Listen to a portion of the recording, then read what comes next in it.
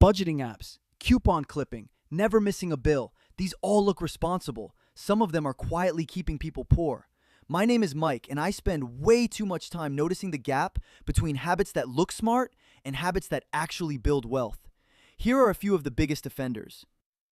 Keeping thousands of dollars sitting in a checking account, untouched, feels careful. It's actually losing value every year to inflation. Paying your credit card minimum, on time, every single month, feels disciplined. You're still paying interest on money you already spent. Avoiding investing because it feels risky feels cautious. Meanwhile, the cash just sitting there is taking on a quieter risk of its own. It's shrinking in what it can actually buy. Chasing every small coupon and discount while never once looking at your biggest recurring bill, the one that's worth more than everything you're saving on groceries combined. Treating a raise as automatic permission to upgrade your lifestyle, instead of redirecting even half of it towards something that compounds.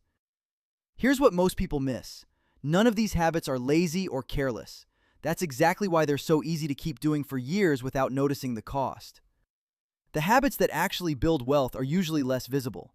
Automating an investment, letting a boring account sit untouched for a decade. They don't feel as responsible in the moment because there's no daily ritual proving you're doing something right. So here's one move for this week. Pick one habit from this list that sounded a little too familiar and change just that one thing. This content is for educational purposes only and isn't personalized financial advice, so weigh any change against your own income, debt, and goals.